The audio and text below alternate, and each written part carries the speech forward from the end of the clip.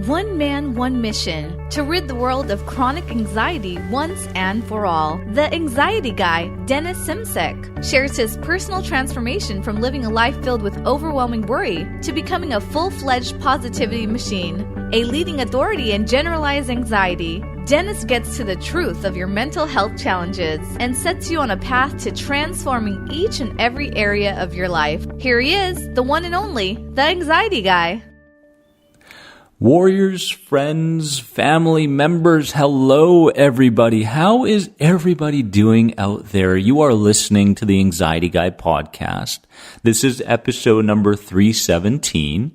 Whether you're listening on a podcast directory or on YouTube, I am grateful for your time, your attention.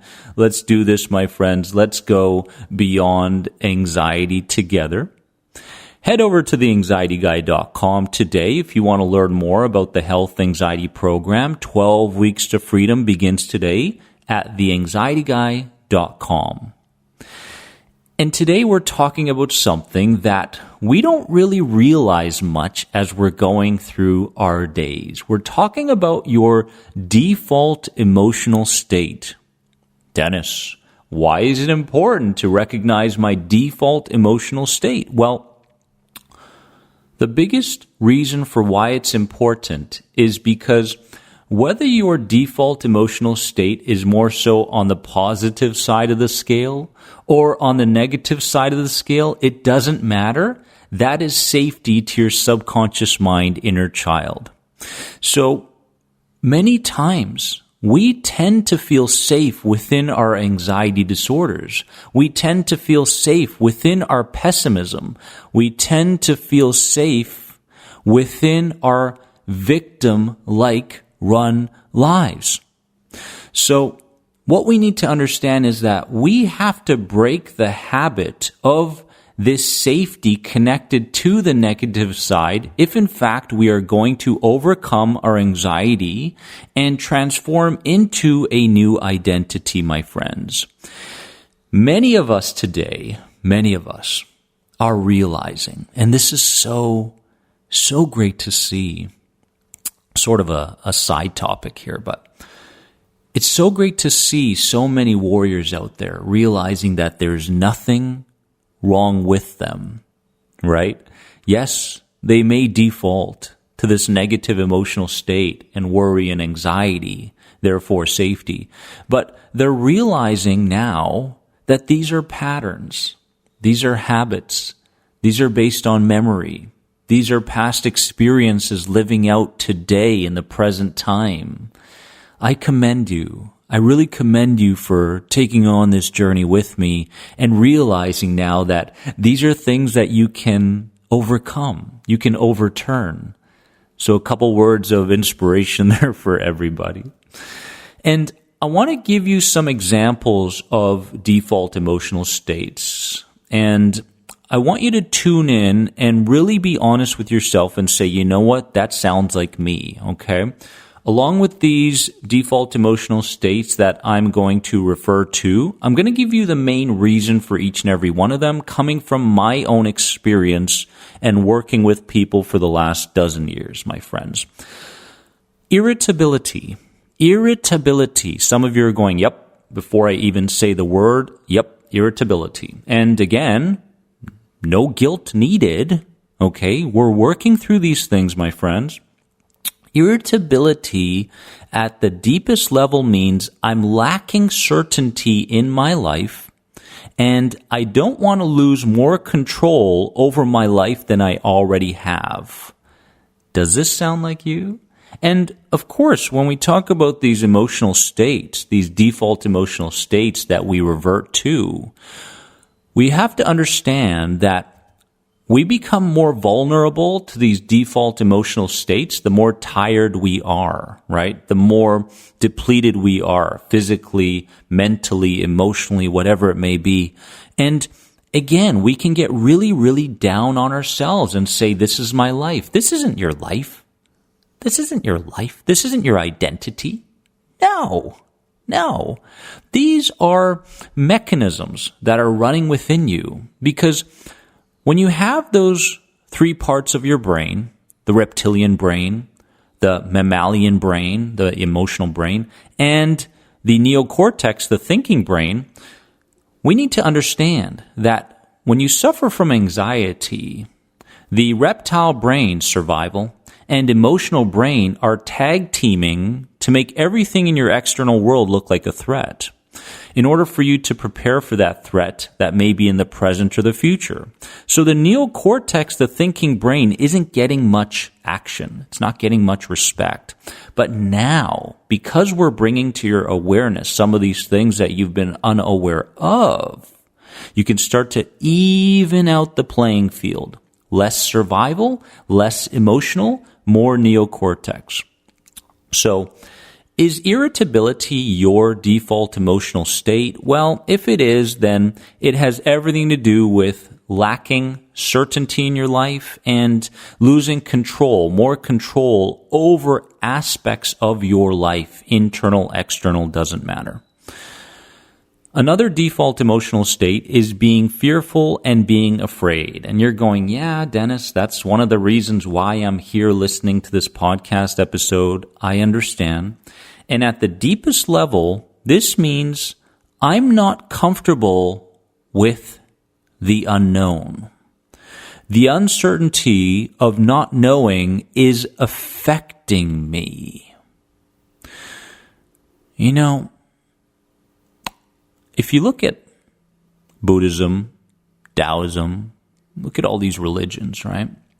Especially in the East, on the Eastern side, you're going to realize that they discuss uncertainty. They discuss the unknown quite often. And in Buddhism specifically, it refers to the idea that desire is the root of all suffering.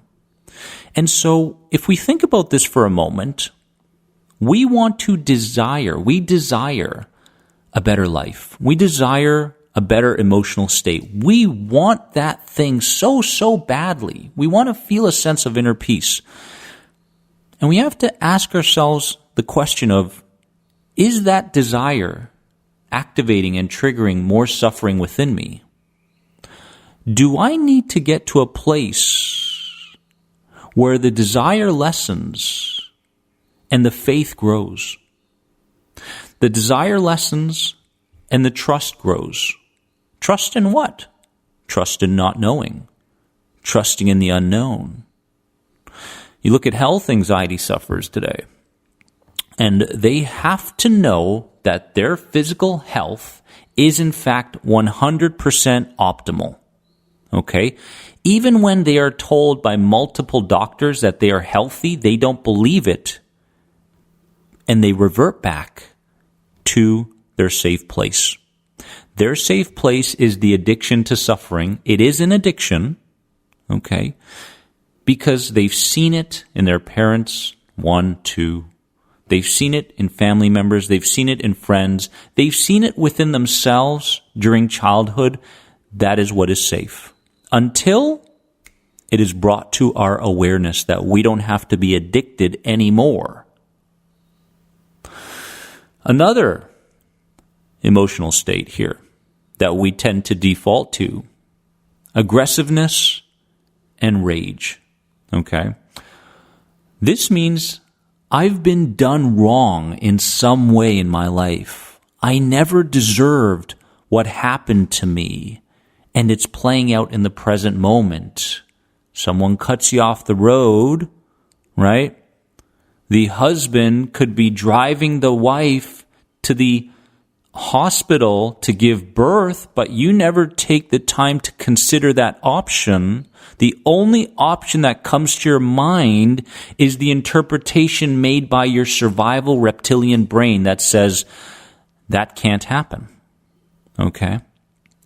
And so, as we become less angry, we tend to move our emotional states towards neutrality, okay? A more neutral place to be. And a lot of people get afraid when they visit this neutral place. It feels empty to them, right? Really empty, like, wow, this is kind of like a gray area. I'm no longer suffering, but I'm no longer happy. Okay, well, what is this area? Well, that's a place for you to build upon. Okay, so when you do move away from these default emotional states and you move on the ladder of healing, moving up, you're going to be met with a very confusing place. Neutrality. It's fantastic here, right? I no longer desire happiness. And because I no longer desire happiness, I continue to heal myself on a daily basis. I want you to think about that one for a few moments here. Happiness cannot be the goal. Inner peace must be the goal. Therefore, it leads to happiness. Okay? Happiness comes and goes. It's finite. Comes for a bit, then releases. Okay? So, we've touched on some of these negative emotional states. I want to touch on a couple of positive ones. There are many people out there that, in fact, default to neutrality and being open-minded, which means I see the world through the eyes of compassion, through the lens of compassion, no matter what. And when you are open-minded, you start to understand people better, right? When you have anxiety, you cannot even fathom the idea that somebody else isn't doing you some kind of wrong. Everybody looks like a threat, okay? And we are jealous. We are very, very jealous of the emotional states of others. But we don't know what's going on the inside. We're just guessing. We're guessing based on the interpretations that our reptilian and emotional brains are making. That's not a good way to live, right? That doesn't help humanity. It doesn't help you. And this goes back and forth. When you start to become more compassionate towards yourself, that moves towards others. When you start to become more compassionate towards others, that moves towards you. Life is about balance. This universe is always balancing everything out. Maybe not in the time frame that you'd like it to, but it does in time. Changing this default emotional state is no different than approaching a stranger, my friends. Your survival brain will do everything in its power to pull you away from this new interaction. This is important, okay? What happens when you start to come up with the idea before the behavior of interacting with a stranger? Well, all these defense mechanisms show up, right? Sweating, okay, shakiness. Maybe you're seeing them and the environment in a very blurry way. Those are the physical, okay? Mentally, defense mechanisms, don't do it. Don't you remember what happened last time? And communicating with your own inner child, subconscious mind, isn't really that different, right? So here you are, because there are two parts of you, the conscious and the unconscious. Here you are with the conscious side going, hey, unconscious, we need to upgrade these beliefs, okay? What was once true for us is no longer true for us. Well, when you start this interaction, okay, don't be offended. Don't be angry by the idea that the interaction isn't going the way you'd like it to. Your inner child is very, very stubborn. Very stubborn, okay? And when we understand that, okay, here we are in an anxiety-filled world. How did we get here? Well, we got here through emotion. Emotion, Dennis? Yeah, emotion. It wasn't the interaction with anybody. It wasn't the trauma. It wasn't anything going on the outside. It was the emotions that we felt when those situations were happening. It was the emotional intensity that drew in that memory into our bodies, therefore playing out through instinct in present day. Okay? So, if it's emotion that brought us to anxiety, it will be emotion that brings us to inner peace. You understand? Okay? So whatever you do, whatever method you're using, put your heart into it. Trust it. Have faith in it. Okay? Don't just do something for the sake of trying it. I'll try this, I'll try that. Trying doesn't work. Trying equals failing. Don't even bother. I'm committing. I'm putting my heart into this, and I will allow myself to feel, to feel the result of what I am doing for myself. You go on YouTube and you start reframing, and then you hit a plateau, right? You kind of like, well, should I really give in? Should I cry? Cry. Okay. Should I shake? Shake. Okay. Physiological purging of those memories. That's what reframing is. Do that YouTube playlist each and every day. It is freedom. Combine it with responding. Okay. F-Coping Start Healing will guide you towards reframing and responding if in fact you are new to this content. But to close off, I want you to know that I've been where you are. So have a lot of other people. What you're dealing with, the challenges on the inside, are no different than what so many other people have and are dealing with. This is a chapter in your life. Learn from it. Thrive because of it. Okay? And make sure that you pinpoint what your default emotional state is and start to get in the way. That simple awareness many times is enough to get in the way. Trust in what you already know, my friends, because you know plenty. You know enough to heal yourself. I love you all from the bottom of my heart. Have a wonderful day, and remember that you are more than anxiety. Subscribe, comment. I'll see you soon. Bye-bye. The most powerful anxiety guidebooks on true anxiety recovery are now available on Amazon. Pick up Beyond Anxiety and F-Coping, Start Healing, and supercharge your healing journey today. Also visit www.theanxietyguy.com to connect with Dennis and find the right online program for you. Remember, you are more than anxiety. See you in the next podcast episode.